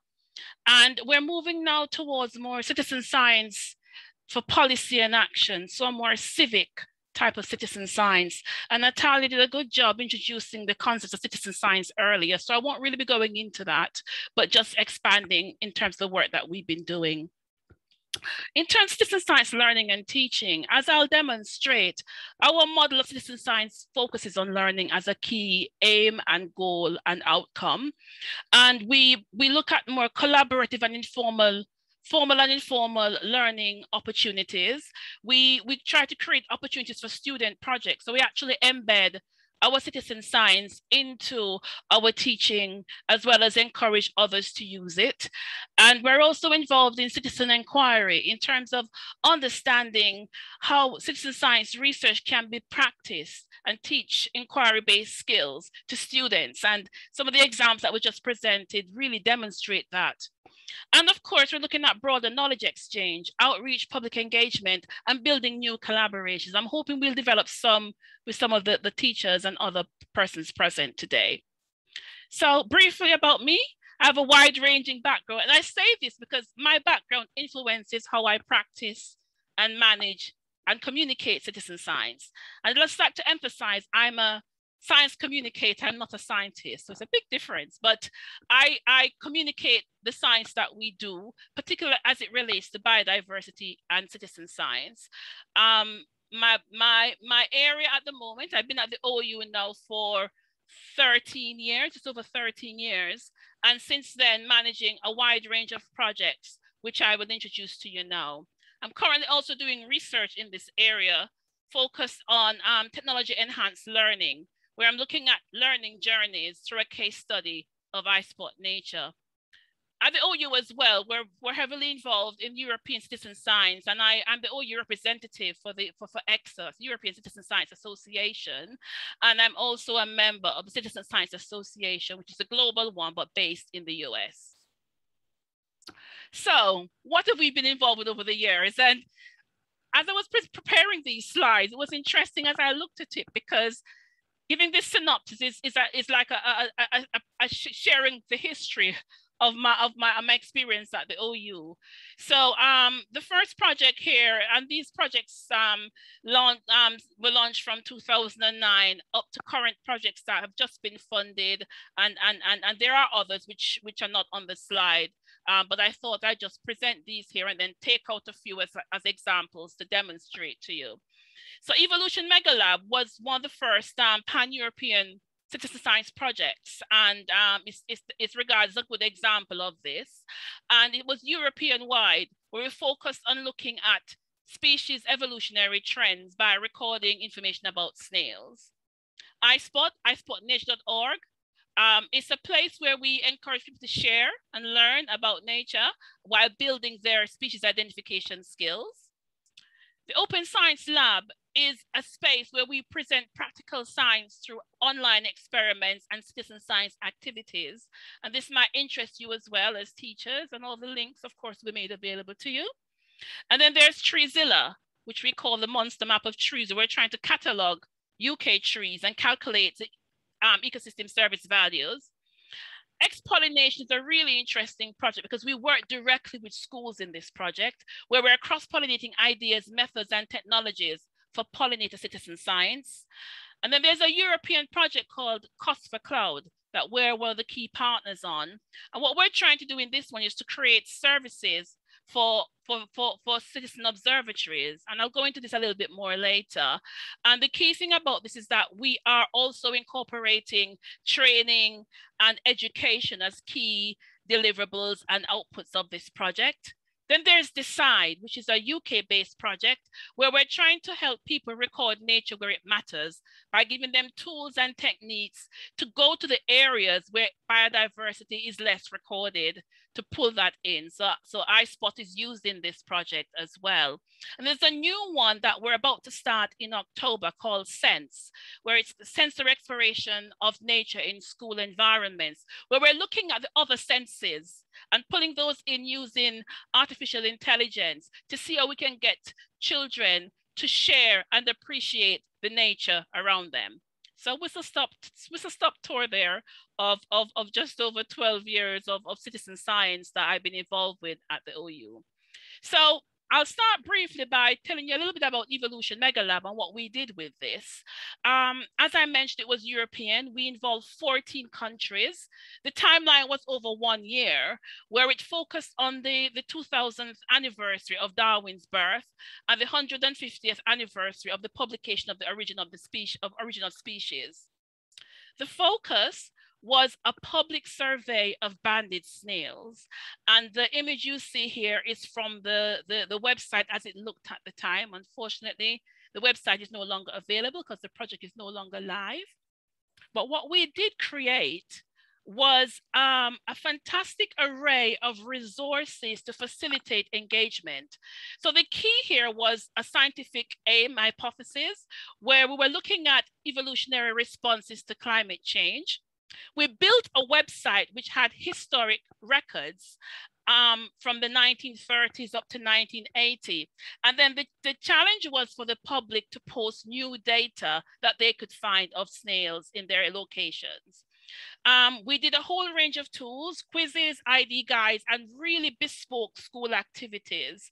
As a matter of fact, this project was also supported by the British Council in some aspects, particularly as we expanded it to other countries in Europe. And we were able to also have it published in different languages.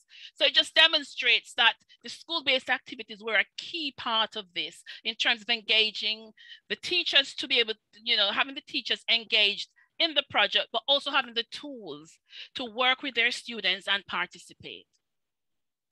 So briefly, some of the outcomes. Media outreach is quite wide, over 5 million. We had over 71,000 hits to the website, over 6,400 registered users, over 2,400 submitted records, and then we had quite a number of schools and universities and scientists participating. As I said, schools were very important to this project, and they were based all across Europe. Right, so whistle-stop tour, as I said, so we'll go to iSpot now. Now, iSpotNature.org is a citizen science platform for identifying and learning about biodiversity. The key about iSpot is that you put a photo up and the community of users help to identify it. So we have experts and novices who use the platform and support this type of engagement. Scale, it was built for the UK, but it's global, and we have different communities that support that, and species dictionaries integrated. We launched iSpot in 2009, and we just celebrated our 12th anniversary, and it's ongoing. The aims generally to lower barriers to identification. We know that identifying species can be difficult and maybe not help people engage in citizen science and things about nature. And we want to make it accessible and open to all. And at the same time, create a new generation of naturalists. So really get young people engaged and involved. And also to contribute to biological data record. And this is important because we depend on the expertise of these types of groups to ensure the species are identified and that community spirit is maintained. The website has a number of features. One of the key things is that we integrate species dictionaries, including those from the UK and also international and national ones. And we also update and build innovative technology and other tools. A big part of it, as I said, is the emphasis on learning and teaching. And we've done a lot of engagement over the years through the OU links with the BBC, as well as social media, but also importantly, activities involving schools and community groups, etc., and tools and resources and courses that can contribute to further engagement and learning around this. So how do you use iSpot? There are 5 key ways here in terms of how you can get engaged with the website. You can explore it. You don't have to register to do that. You can just browse the latest observations. And the first image there demonstrates this is some of the carousels that you can click on, or you can click on the groups and see what's being spotted in these areas. And then, of course, it's key to identification. To actually get help or to help others, you have to register, and then you post and use the species dictionaries and the browser to do this. And of course, contributing is important. You give IDs and agreements and comments, and you also get them. And you can engage with users via the forums. And the key part of iSpot is the reputation system, where it basically calculates your growth in knowledge in the various species areas. And there's an image there that demonstrates this in terms of one user and their reputation points in invertebrates, birds, fish, etc. Another key area is personalization, which enables you to create filters and collate things. And then there is also recognition, where you have quizzes, assessment courses, etc. I'm just going to quickly show you now an example of how a school in the UK has used iSpot in terms of the filtering option through the projects to collate biodiversity information that is happening at their school. So this school wanted to create what we call an iSpot project to record wildlife found on the school grounds. And they go in regularly and post observations of this. So what you can see here is the basic project, and the link to this area is on the screen as well. And then a gallery which summarizes just some of the observations that have been posted. So it's a good way to catalog things, and then you can utilize this with the students to demonstrate what is happening live on the school grounds. So what else do? We provide support, and this is a course that might interest you as teachers. It's a course we created around citizen science and global biodiversity. It factors in the use of iSpot as a tool, and also introduces other things, citizen science, that can help you on your journey. So this might be of interest to you as well. And it's free and available on the OU's free learning platform, OpenLearn. So some of the results of what you can be contributing to and be part of. We've had millions of user visits. We have hundreds of thousands of registered users, and we also have quite a number of representatives from expert groups, which are important to how the website runs. And importantly, also are the hundreds of schools, teachers, and other representatives of these organizations that participate on iSpot on a regular basis. Now, I'll tell a little bit now about Treezilla, which is another platform we have.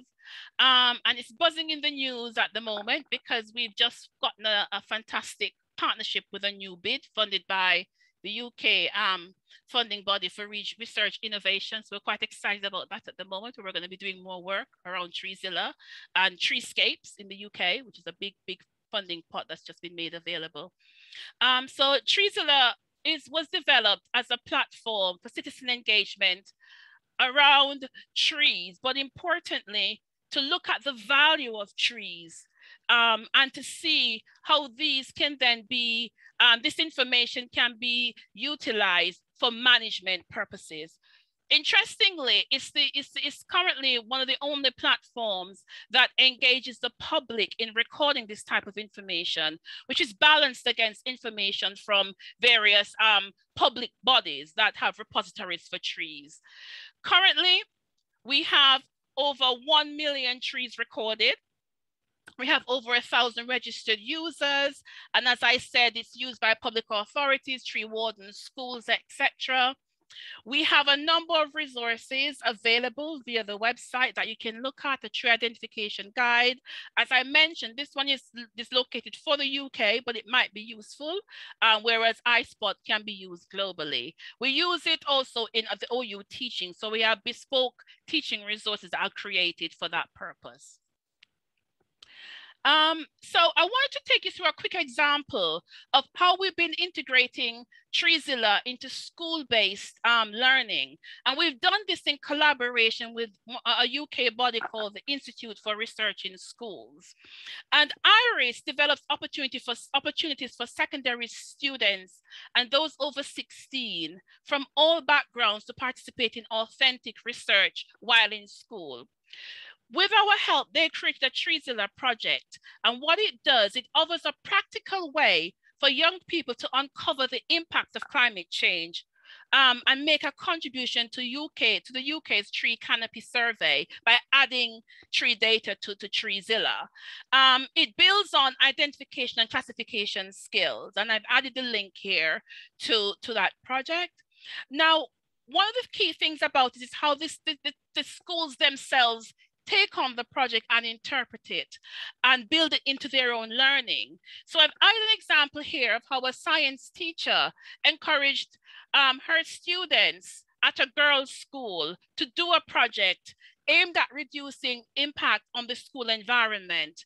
You can read a little bit more about this and also watch the link of a presentation by the students themselves, noting what their findings were. And it's quite interesting that they have embodied this, and it's something they're going to go back to regularly and try to look at change at the school over time to be able to map the impact. So that's a real practical way of applying the tools in a local example. The next project I wanted to introduce is one we have called X-Pollination.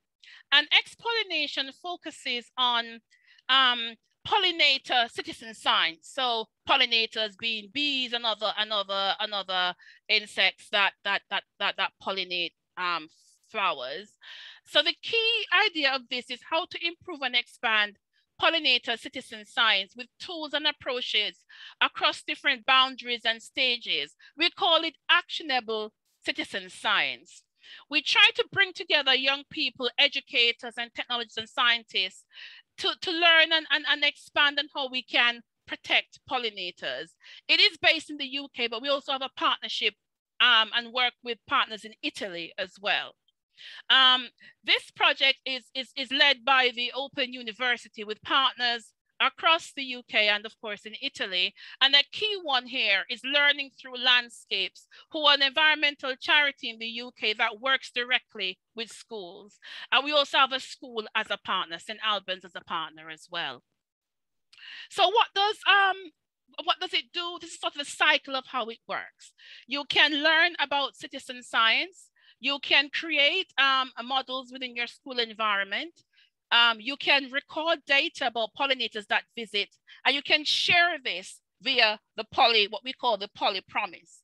And at the moment, we have had over 2,000 schools and individuals sign up to the Poly Promise. And from this, just under 5,000 square meters of pollinator-friendly habitat have been created or enhanced. So it just shows the power of what this type of initiative can do.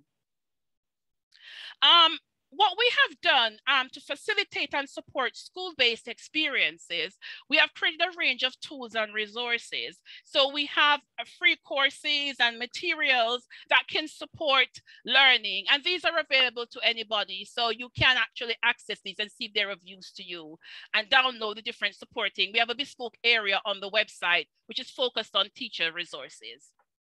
And then this project, the last project I wanted to introduce is Cost for Cloud, which is a European project that we have, which is focused on boosting citizen science technologies for the growth of citizen observatories across Europe and globally.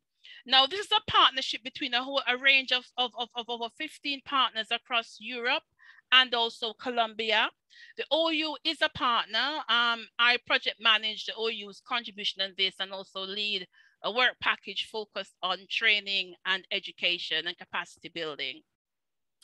The key aims of Cost for Cloud are to integrate citizen science into European open science landscape, to provide more innovative services for citizen observatories, to facilitate networking and knowledge management processes across organizations, people's initiatives, and so on. And this also includes schools and working directly with citizen observatories. And we also want to contribute to ensuring the sustainability of citizen observatories.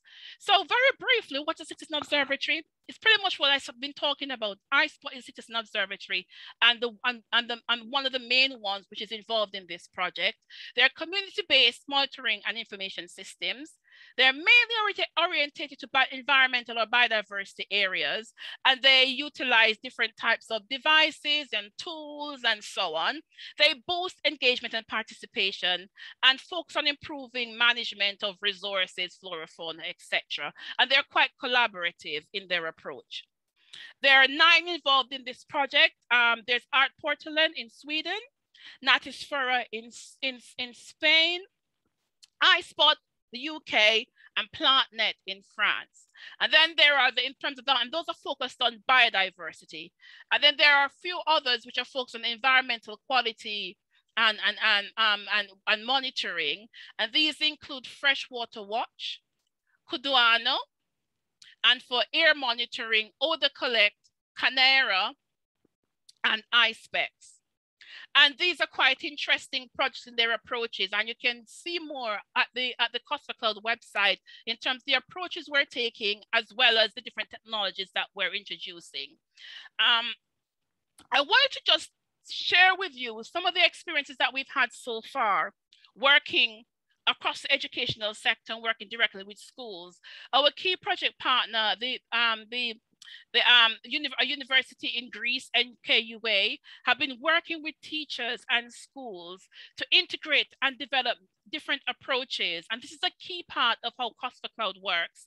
And what we'll be doing, we'll be taking these approaches and enhancing them in terms of taking them to see how we can implement the use of the different citizen observatories in different school-based experiences, and then creating an evaluation process, integration and evaluation process around this.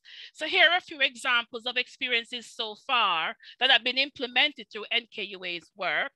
And we're now building these into English-based training resources. At the moment, they're only available in Greek through the NKUA website, but the platform the OU will be building on, which is linked to the training resources, which is we're calling a Cost for Cloud toolkit, citizen science toolkit, So we'll be creating these resources in English and hopefully other languages there. So the key thing here is to join the Costa Cloud community to get updates about these things as they progress and find out about other ways you can get involved in terms of co-designing, creating the different services that we have on board. So the next thing to sort of summarize and conclude, I wanted to just look at the actual learning model that we have for iSpot, which is integrated across our approaches to citizen science. And this is a quote from a paper that we wrote a few years ago about iSpot. By focusing on learning, iSpot not only helps participants generate valid scientific observations, but it also trains them to become the biological recorders on whom future data collection depends. So what we have is a cycle, a curve of learning where individuals collate data, do identifications, and learn through this process. I have here a summary of different approaches that we're looking at in terms of how we're going to build this into broader engagement and understanding of learning through citizen science, but this will be available for you to look at and hopefully be translated for you to look at later on. But I just wanted to sum up a few things that we see as opportunities for school-based learning in this arena, focused on data and research, teaching and learning, engagement, and collaboration. And of course, it involves all the stuff that I've been talking about: new innovation, new technologies that we'll be doing, getting new projects on board, and building strong collaborations to facilitate this kind of engagement. And of course, creating learning opportunities and training opportunities that can help to facilitate you as teachers and others to engage with your students, to basically take on board some of these ways of working and learning and being involved in citizen science for the good of our natural world. And I will stop there. Thank you very much.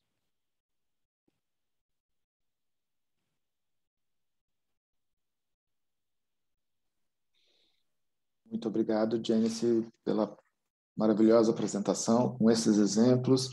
Eu acho que agora a gente abre para todos, né, a tela para todos. Eu vou fazer, tem algumas perguntas, eu tenho algumas questões também. Vou colocar uma...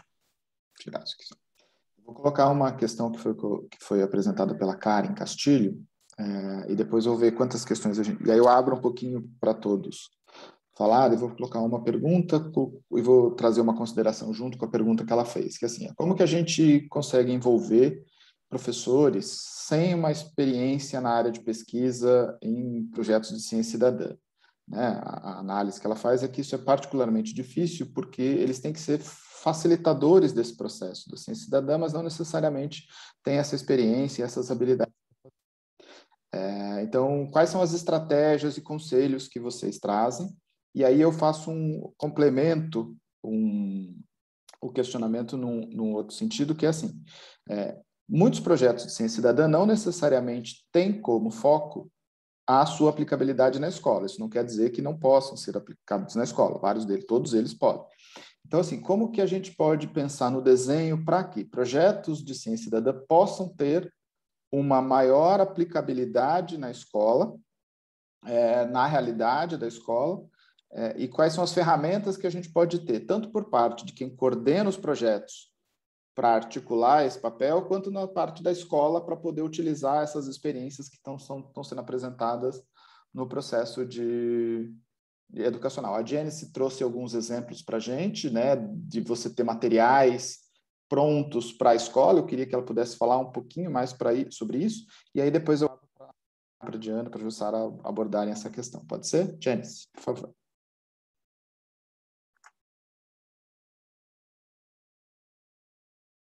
Yeah, thank you. Very, very interesting question. And this actually hits at the heart of our approach to citizen science, sorry, where we try to create various opportunities and the tools for engagement. So our aim is that anybody can be involved in citizen science, no matter of their level of expertise, level of education, our level of scientific knowledge. The key is a curiosity and an interest to take part. And that is one of the key elements of citizen science, just being interested. As a matter of fact, it's one of the reasons why we start doing citizen science the way we do it. We know that people watch BBC programs like with David Attenborough and so on. But what we realize is that people, it's difficult to identify, want them to get off the couch, go outside and do stuff. And so we started creating tools to facilitate this. And one of the examples from iSpot, which I always like to bring up, and I'll just mention, and then I'll shut up after this. When iSpot launched in June, the October after we launched in 2009, a 6-year-old girl saw a moth on her windowsill at home. She said to her dad, "This looks strange. Where is, what is it?" Her dad had found out, knew about iSpot, posted the observation of the moth on iSpot, and it turned out to be a moth found for the first time in Europe. And what happened with this moth was she took it to school to show and tell, and then we took it to the Natural History Museum in London. Now that just shows the power of citizen science.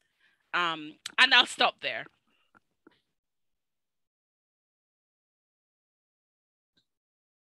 Tiana, quer falar? Antes de eu...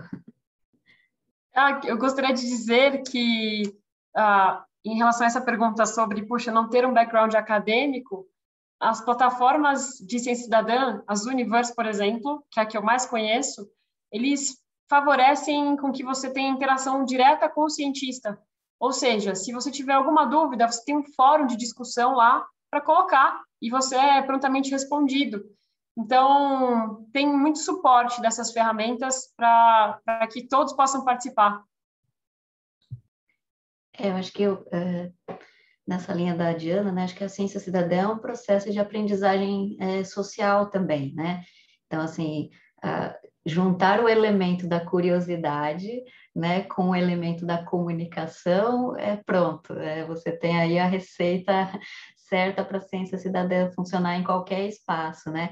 Então, se algum professor tem, assim, a vontade de fazer a ciência cidadã com seus alunos, né, é o primeiro passo, acho que essa vontade, porque aí a gente busca com quem conversa, qual ferramenta que pode usar, se tem algum tutorial, né, se tem material disponível na internet. Então, lá na UFBC, quando a gente pensa os protocolos de ciência cidadã, a gente sempre elabora materiais de apoio que ficam, depois de um tempo, disponíveis no nosso site, ou a gente divulga nos nossos grupos de Facebook, enfim, né? Para que também subsidie essa vontade, assim, dos professores de falar, isso é possível de fazer, né? Eu consigo, com o que eu tenho disponível, fazer isso na minha escola, né? E, frequentemente, também eu ofereço cursos de extensão lá na UFBC, de formação de professores, inclusive, né, a Jussara participou e isso levou ela a ter o interesse de cursar o mestrado lá na UFBC, mas independente de querer seguir para pós ou não, né, vários professores que participaram do curso levaram essa experiência para suas escolas, né? Então, acho que também é buscar a formação, né? Buscar cursos. A Janice falou de vários cursos online que tem, né, disponíveis. Então, acho que é isso, ter essa vontade e buscar.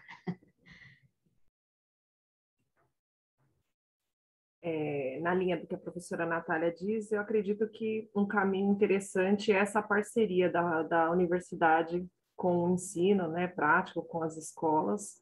É um caminho pela qual eu conheci a ciência cidadã, né, um caminho pelo qual eu conheci e pude expandir, né, práticas, criar práticas. A ideia também é a gente entrar em contato com práticas que já existem e ter a possibilidade de criar aplicando ao nosso contexto. O interessante são as iniciativas que envolvem materiais de baixo custo, né, iniciativas que envolvem o nosso cotidiano e para assim ir expandindo para outras possibilidades, né, para outros contextos. Também penso que a aplicabilidade, né, da ciência cidadã para o ensino, para a escola, também tá numa crescente, né? À medida que a gente tem aí acadêmicos realizando trabalhos, né, voltados para o estudo dessas interfaces ciência cidadã e educação, isso vai impulsionando as políticas públicas, divulgando materiais de análise bibliográfica, acadêmica, de práticas, e com isso fomentando a ciência cidadã no ensino. Então, penso que a gente está num caminho crescente com relação a essa proposta, né, trazer esse potencial da ciência cidadã para a educação, formando, assim, cientistas cidadãos, né, dentro da escola, e que levem essas práticas para a sociedade, de um modo geral, né, que eles tenham autonomia de se envolver em práticas de ciência cidadã. Obrigado.